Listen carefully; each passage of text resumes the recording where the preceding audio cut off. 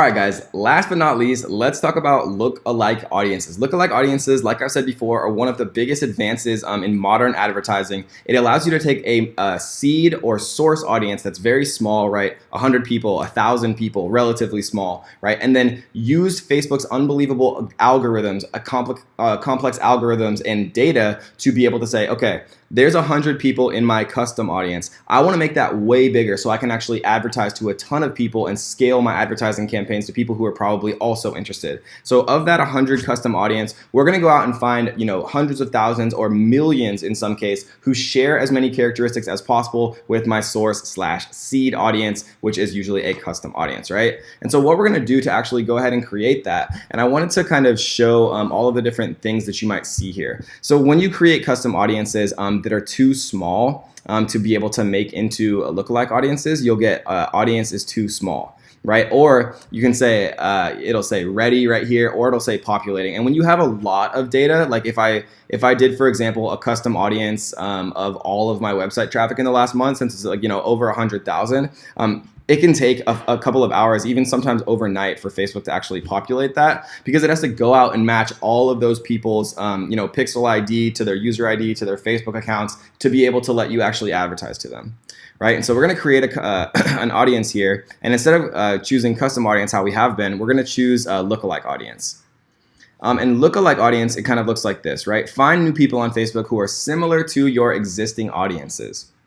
All right, and that's a great way to kind of describe it in a simple way. Find new people on Facebook who are similar as possible to your existing audiences, in this case being our custom audiences. So you can choose either a custom audience or a page here. So what we can do is we can choose, we can choose one of my pages here. We can choose one of my custom audiences. We see them all kind of populate here for us to be able to make lookalike audiences from. Right, and so we can create a lookalike audience from anything that we just did, but let's go ahead and choose the order but not thank you page, because that one was actually large enough. And sometimes it does allow you to make lookalike audiences from these that it says are too small, like the top 25% of website traffic it says is too small, but it allows me to actually create a lookalike audience from it. Let's see if it lets me actually finish this. Sometimes it allows you to do it, but then you just won't get, the impressions that you want and things like that. But it might. Okay, so it is letting us do it. We'll see if it actually populates. But either way, you want to create lookalike audiences with enough source data to actually create an accurate lookalike audience, right? Because the more source data, the more seed data, the more people in your custom audience, for example, the more accurate your lookalike audience will be, and then the more profitable your campaigns will be using that lookalike audience. Right, and so the order but not thank you page, we see that one right here, 1,700 and ready. 1,700 is enough source data to actually make it work. 100 is like the bare minimum. I like to have 1,000 people in my source data, right? 1,000 impressions, 1,000 people who visited my website, 1,000 people who engaged with my Facebook, right? 1,000 people in our source audience to create a lookalike. So we're going to choose the order page but not thank you, which is right here.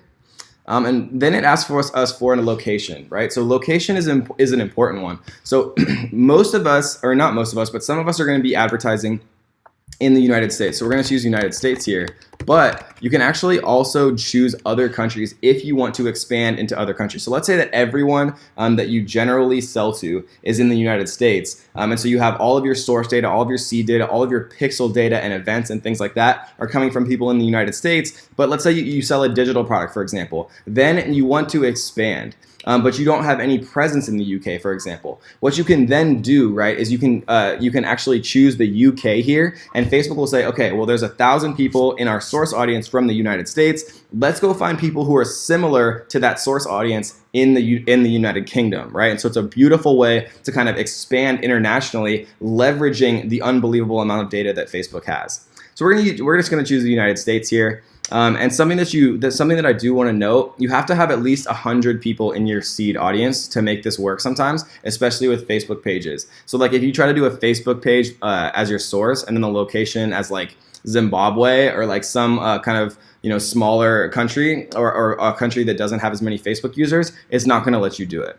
But we're just going to do our order page but not thank you, and we're going to do the United States. And then the audience size, right? So what this means, guys, is audience sizes range from 1% to 10% of the total population in the countries you choose, with 1% being those who most closely match your source, right? And so this is what Facebook tries to say is if you choose a 1, it's going to be your most accurate. But, Facebook, like every piece of software, is not perfect. And so every time that I make a lookalike audience, I like to show the advanced options here. And this is a little ninja hack, guys. So pay attention. And then it allows you to actually generate a number of audiences. And the maximum number of audiences that allows you to generate is 6. And so we're going to choose 6 right here instead of 3. And then what we're going to do is we're going to do 0 through 1, 1 through 2, 2 through 3, 3 through 4, 4 through 5, and then we're going to do 5 through 10.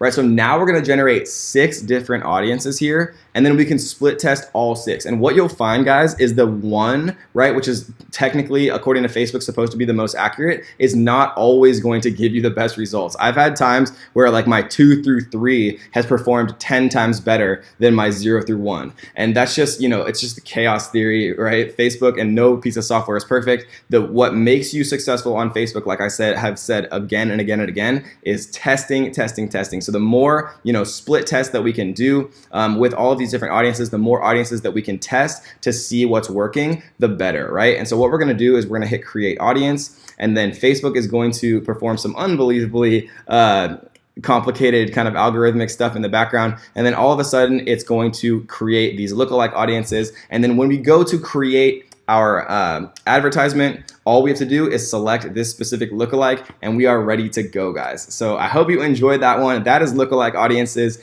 That is how you form a huge audience from a smaller seed audience, so you can really scale your campaigns, reach more people, and most importantly, make more profit, guys. So I hope you enjoyed that one, and let's get to the next.